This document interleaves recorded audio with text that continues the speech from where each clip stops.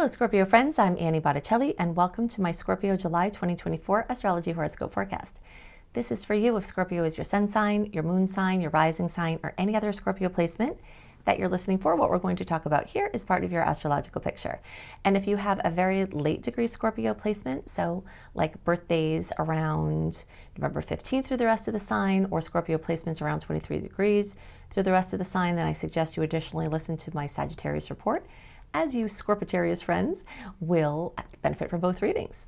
So as usual, we've got lots to discuss this month. I'm calling the theme of this month for Scorpio, cracking out of the matrix, because there are so many things that can just like be that final pop that get you out of a stodgy, fixed, rigid place that has been stagnant to help you to be open and free into new possibilities. And there are so many layers of this, so I'm excited to outline them. We have other things that you need to know to make the most of the month and to align your energies with the natural rhythms so that you're working with the stars and not against them. So where do we start? Okay, so first a couple of key points that are general things to know about the month, and then we're going to dive into these aspects and transits that can help to crack you open into new levels of experience. First big thing to know is that this is the last month before eclipse season starts in August. We've got eclipses in September and October. Things will start to get rowdy in August. July is the last month of peace before we have that, few months of craziness. So just wanted to give you a heads up about that so that you're ready for that to happen in August and it doesn't blindside you, and that you kind of know that things may still be moving along. You might see signs of how the eclipses might manifest, but it's just much more chill.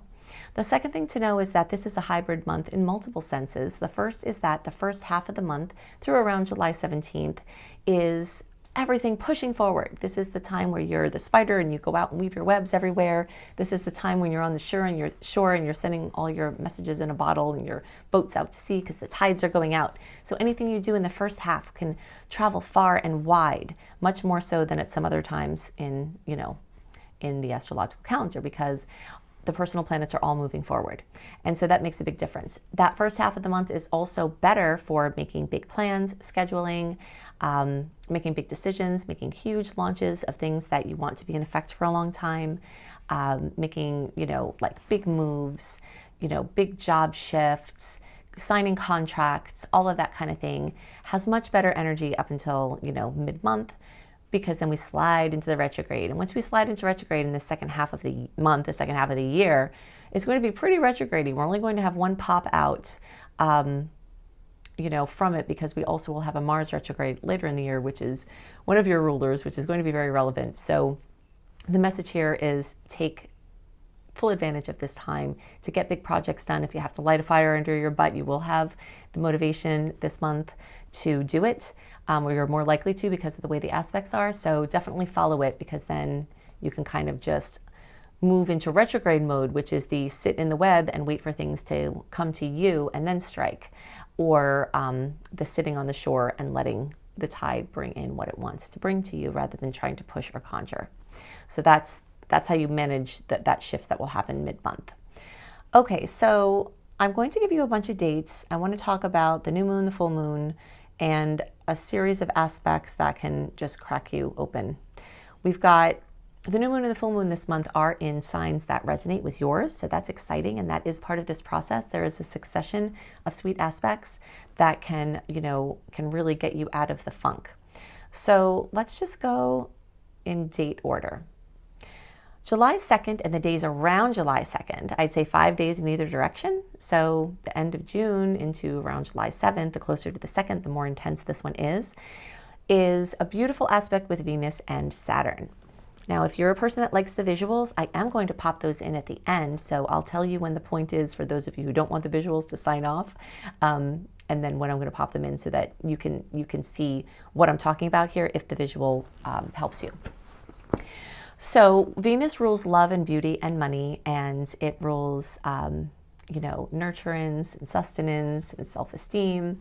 And when it comes into a nice angle with Saturn, it can create really long-term effects financially, romantically. It's a great time for engagement or wedding. It's a great time to take a big step with your partner, moving in together, buying a house, doing contractual things. It's a great time to do something with a business partner, something that you want to lock in great stars for a long time. this beginning of the month is absolutely amazing. And this is one of the first series of aspects that can really crack you open. And here's why. There are going to be four of the 5 things that I want to talk about have to do with water placements and making sweet aspects with outer planets. All of those water placements are doing 2 very important things that can be part of this cracking open process. The first is that they are in water signs, which makes a trine for Scorpio. Okay, this speaks your language elementally. This is the world of the unseen, the undercurrent, the level of emotion, the emotional power, and the strength in the quiet and the strength in the behind the scenes. All of that energy is kind of culminating with this series of aspects, with this one with Saturn being the first one. And they're congregating in Scorpio's 9th house. So Scorpio's 9th house, well, the house, 9th house for everybody is ruled by Sagittarius, which rules optimism and expansion and growth, and the top of the mountain where we look down and we see everything below, a bird's eye view that, where we can connect the dots. This also can bring an expanded viewpoint of creative solution finding and of ways of seeing things and perspective changes and horizon broadening. So as this series of aspects that occurs in your 9th house happens, not only is it in a wonderful angle for you, but it's also activating this house, that's so full of possibilities, that's so full of being open and free. Sagittarius is one of the major, biggest freedom lovers of the zodiac. And whenever planets move through here, especially if they're in a nice angle for you, this opens up the possibility for more freedom, mental freedom, emotional freedom, clearing out baggage, freedom from a mystery that needs to be solved or information that needs to come in, freedom from being over-fixated or too fixed on a detail, and more of like a broadening and a widening, just kind of like, Scorpio energy is fixed and it goes like deep into something. And that's amazing for some, for projects. There are so many things I would want to have a Scorpio for. And I have actually hired or had Scorpios help me with certain things for this very reason, my husband included, because he's also a Scorpio. So it's like this capacity to like penetrate the surface of things very deeply, is wonderful. But for the Scorpio person, this can be a little bit heavy over time, especially of keeping things really narrow. Just kind of like imagine your eyes fixed and then, looking in the distance and it being like, whoa, what am I looking at right now? It's like that. So everything that's been restricted and closed and fixed and monofocused is having these click, click, click, crack, crack, crack of opening into a wider view, into a wider lens, into a more distant viewpoint, into, a bigger picture kind of thing, into an open, light, free, from this to this. Okay, so that's the theme. And the Saturn-Venus one is the first thing that will happen. The next thing that will happen on July 5th is a 14-degree Cancer new moon. Okay, so new moons and full moons, they're portals of possibility that get opened up. And so not only are all of these things happening that I just said, also the energy of home and family and housing and real estate and your inner world is getting blown open widely. So, it's like the energy of opening up your cabin from the winter for the summer. It's like the energy of, going to your summer house and, and everything is open and the windows are open and everything is clear. That's what it's like, and a house could be very much involved in this, and a home and real estate can be very much involved in this. So this opens up a portal for wishing and for intending as well. So in the days around the 5th, I'm going to make this a closer orb really for your wishing. We'll say like around the 3rd through around the 7th. We want to get within 48 hours of that exact moon. Now, if you're in different time zones, what I suggest you do, and you want to do this, look up what time the new moon is in your time zone, and then just add, 48 hours in either direction of your time zone, because that's going to be more accurate for you. So you can set your intentions for the family energies or home energies that you want to create. And that's really exciting. So that's part of your cracking open process. You're planting seeds for future expansion, or you could already be experiencing a new beginning in one of those arenas from work that you already did in the previous 13 moons. All right, now everyone can get kisses from that new moon, but those of you who are close to 14 degrees will get an even bigger kiss. So these are the dates around November 4th, November 5th.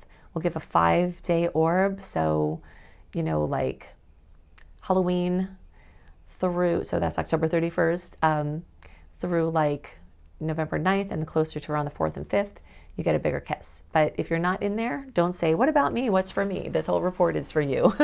Sometimes I have someone say that, well, what about me? Well, everybody has the goodies. So if you're in that window, you may just have it be a little more personal or have it be a little more supercharged.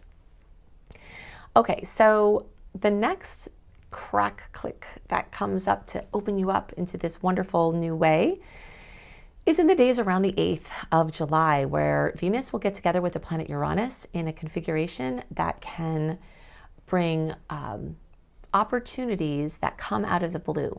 What I really like about this setup of configurations is that we've got a Saturn transit happening that's still influencing around this time. We've got this Uranus transit that just cracks things open. It's very open cracking, right? So this is, you know, really bringing this, you know, just a lightning strike of something coming out of nowhere into your experience. So, and one of the things that I like about it too is that Uranus rules things that are fleeting, but the energy of Saturn is long-term. So you can activate something fleeting into a long-term thing with the combination of these energies. Okay, so then we have, okay, so that's a water earth energy. Then in the days around the 11th, we've got Venus in a trine with Neptune. This is all water. This is all, you know, connected with you, speaking your language. Now this time we've got Venus, the bringer of sustenance and love and money and romance and, you know, self-esteem, connecting with Neptune, dreamy, mysterious, undercover, ruler of the other water house, the 12th house of Pisces. You know, so we've got like a full water sign house coverage thing going on here that can really activate things from the inner space and crack them out. And this is really, really nice for just sweet moments, soulful connections, things like that. Okay, now we do have a ton of aspects this month. I'm only going over a couple of key ones. And the last one that I want to talk about that's part of this kind of wheel of cracking things open for you is the full moon in the days around the 21st, which is a blue full moon in the sign of Capricorn, 29 degrees of Cap. We've got 3 definitions of what can make a blue moon. I'm not going to go into all of them right now, but the one that matters the most is the one that is relevant for what we're talking about, which is a second full moon in a zodiac sign. June 21st-ish, depending on your time zone, we had a full moon at an early Capricorn placement. But now we're at 29 degrees of Capricorn, still in Cap. That makes it a full moon. That makes it a blue moon. So once in a blue moon, rare, cracking open possibilities in a sign that, you know, is coherent with yours, speaking your language. So let's talk about a few layers of the full moon. Fullness, completion, fruition, possibly drama coming to Capricorn. Work, career, employment, parent, you know, authority figures. This could bring you into the limelight. This could bring you into, you know, someone looking at your work or recognizing you. This can be a culmination of a project from recently, or even a 13 moon or longer project can be culminating now. And this is going to highlight, all right, so let's see here. We've got, all right, that's going to happen for you all in your house of devices, communication, transportation, mobility, expression. A lot of your relatives are here. So siblings, cousins, aunts, uncles, you know, the Cancer covers all of the family members, but this now adds in just like all of these extended family members. So you could have something cool happen there, something fun, a party, some good news, you know, important interactions, business workings, something like that. And that is going to be great possibilities for everybody in the Scorpio zone. But if you're a late degree friend this time, so we'll put it like 25, 24 degrees and on, and the closer you are to the very end, like those really, really Scorpitarius friends, you all will get a bigger kiss from this. So we'll say birthdays around the 17th of November through the rest of the sign, and the closer you are to the very end of the sign, the more this will connect in with that. Okay, so rare blue moon occurrences happening there. Now, let me think if there's anything else I want to talk about. No. So if you are going to be signing off and you do want to have more dates, because we do have Pluto, which is your ruler, clashes this month. We've got a bunch of other things that I can't get into all of it because that starts to get too long and stodgy of a report then. But you can go to anniehelpsyou.com, put your name and email address in, click the receive button in your inbox, hopefully, or it will go to spam, then you have to move it to inbox. You'll get my welcome letter. In there's an archive link. Click on the archive link, put July 2024 astrology, and there you will find my write-up of the sweet and salty dates, the things to be awareful and careful of, more details, including degrees about some of the things we talked about and other sweet aspects. So you can look for that there, and you can find my education options and different things like that. Now, if you want to see the visual, I'm going to pop that in now. If you're signing off, I'll see you next month. And for those of you who want the visual, I'll pop that in now. Okay, so friends who like the visuals, I'm just going to show you what the chart looks like for the points that we talked about. This cracking matrix thing, part of this is coming from aspects with these planets making trines with yours, activating the 9th house of optimism and freedom and open possibilities. We've got the 3rd house. I have a Capricorn full moon there, and the days are on the 21st, activating that. Oh, also in the 9th house, we have that new moon we talked about. So it's a new moon, these 3 aspects, and then this full moon cracking open there. I didn't mention this in the other report, but I meant to. So those of you who've stayed on, you get a little extra bonus. What happens when I was so excited about the water signs that I forgot to go into what happens when they change into Leo. So as the month progresses, we are going to have this zesty Leo energy, which creates a square for Scorpio. So some tension, some pressure in your workspace, but also a lot of, energy, in work, career, employment. So if you need a job, if you're doing something important with your work, your workspace is going to be very activated as the month goes on. It may bring some pressure, but those can be good things, like the pressure of a deadline for a great project, or, the pressure to accomplish something that you're really excited about. So the pressure is on, but it can be very, very, very good, and, it's very fiery, very zesty, very ambitious. One of the other things I wanted to mention that I didn't, that you're getting a goodie from if you stayed on here, is that besides making a trine with your energies, the Scorpio energies, there's actually a grand trine that's being created because the outer planets that are coming into configuration with the two of these aspects that we talked about are actually occurring in the 5th house. So this is a grand trine energy, which is the absolute best possible things. And it highlights your Leo house, which is where the planets are going to move into Leo. So we've got 2 layers of Leo that are activating your true love, your fun, your bucket list energy, your children. So it's very likely that things involving children or romance or creative babies are going to be activated tremendously as the month goes on. And this can also activate your work sector. If you want to know more about the aspects, including those Pluto bumps and some other sweet aspects that we have happening, go to anniehelpsyou.com, put your name and email address in, click receive. It will hopefully go into your inbox. If it doesn't, it will go to spam. Move it to your inbox so your email server knows that you want it there. Click on the archive link in there, put July 2024 astrology in, and you will find my sweet and salty list. You will find, all of the other aspects to be awareful and careful of, and the ones I'm excited about.